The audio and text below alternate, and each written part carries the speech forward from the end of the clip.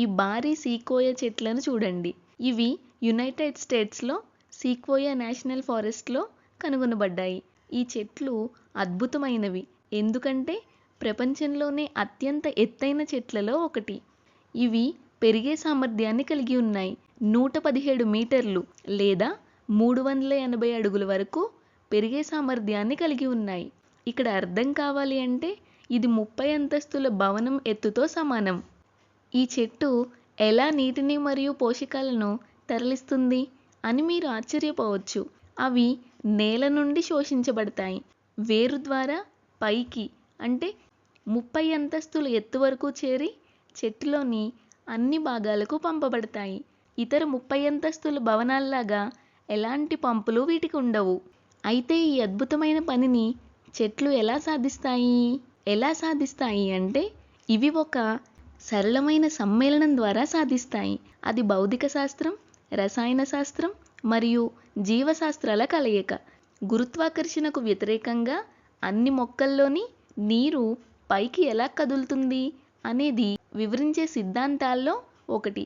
దానిని సమన్వయ సిద్ధాంతం, కొహెషన్ థియరీ అని అంటారు, లేదా కొహెషన్ టెన్షన్ థియరీ అని కూడా అంటారు. ఇదే విషయం గురించి మనం ఈ వీడియోలో మాట్లాడుకోబోతున్నాం. మనం సమన్వయ సిద్ధాంతం అని చెప్పినప్పుడు సమన్వయ అంటే ఏమిటి? కొన్ని నీటి అణువులను దగ్గరగా పరిశీలిద్దాం. నీటి సంశ్లేషణ, వాటర్ కొహెషన్.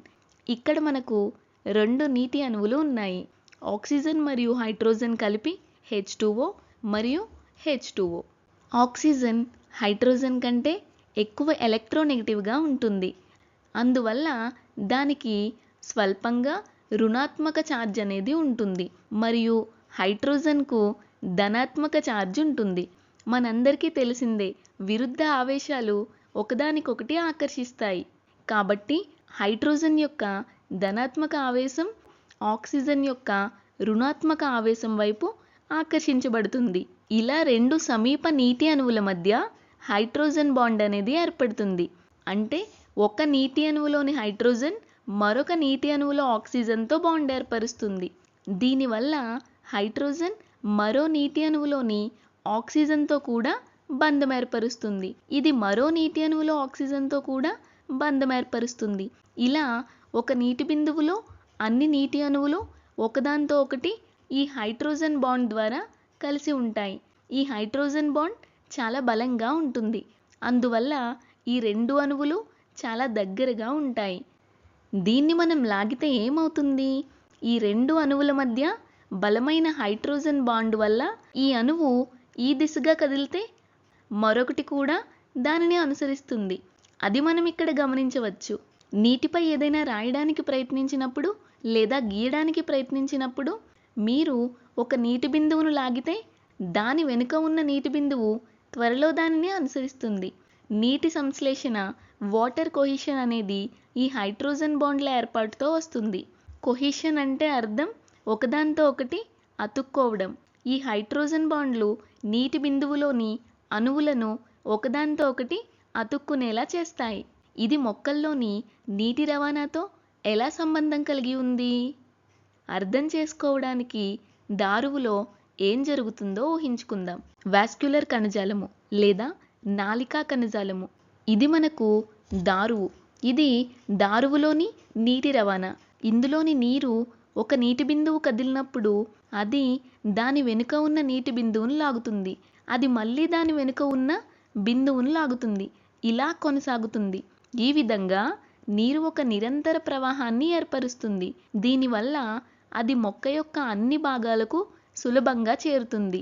నేను ముందే చెప్పాను కదా, మొక్కలకు పంప్ లాంటివి ఉండవు అని. అయితే ఈ నీటిని పైకి లాగే శక్తి ఏమిటి? దారువులోని ఈ నీటిని లాగడానికి కారణమేమిటి?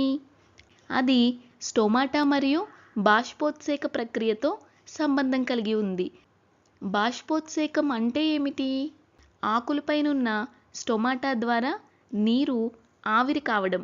ఇది ఎలా నీటిని పైకి లాగుతుంది? ఇక్కడ మనకు మొక్కల కాండంలోని దారువు ఉంది. ఆకులపై స్టోమాటా ఉంది. నీరు నేల నుండి వేర్లలోకి ప్రవహిస్తుంది.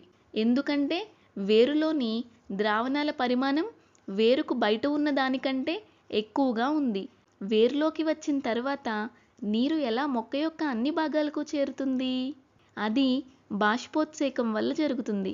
స్టొమాటా ద్వారా బాష్పోత్సేకం జరుగుతుంది. ఏం జరుగుతుంది అంటే ఆకుల ఉపరితలం పైనుండి నీరు ఆవిరవుతుంది. ఆకుల లోపల ఒక రుణపీడనం నెగిటివ్ ప్రెజర్ అనేది ఏర్పడుతుంది. మరియు నీరు ఎప్పుడు అధిక పీడనం ఉన్న ప్రాంతం నుండి తక్కువ పీడనం ఉన్న ప్రాంతానికి ఆకుల్లో ఏర్పడిన ఖాళీని నింపడానికి నీరు కదులుతుంది. ఇది ఆకులలో నీరు ఆవిరవడం వల్ల జరుగుతుంది.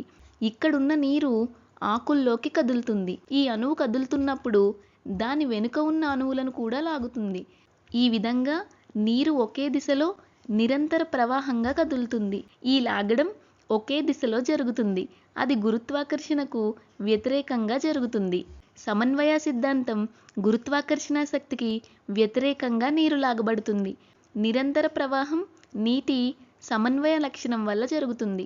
ఈ బాష్పోత్సేకం దారువులో నీటి నిరంతర కదలికను కొనసాగించడానికి సహాయపడుతుంది, వేరు నుండి మొక్కలోని అన్ని భాగాలకు. అందుకే దీనిని సమన్వయ సిద్ధాంతం అని అంటారు, లేదా కొహిషన్ టెన్షన్ థియరీ అని కూడా అంటారు. కొహిషన్ అంటే నీటి సమన్వయ లక్షణం, టెన్షన్ అంటే నీరు ఆవిరవడం వల్ల ఏర్పడే లాగుడు. ఇది నీటి యొక్క సమన్వయ లక్షణం వల్ల జరుగుతుంది. ఇలా అన్ని మొక్కలు, ముఖ్యంగా సీక్వోయా వంటి ఎత్తైన చెట్లలో కూడా నీటిని వేర్ల నుండి మొక్క యొక్క అన్ని భాగాలకు పంపగలుగుతాయి. ఇంకా నీటికి మరో లక్షణం కూడా ఉంది. దాన్ని సంశ్లేషణ, ఎథిషన్ అని అంటారు.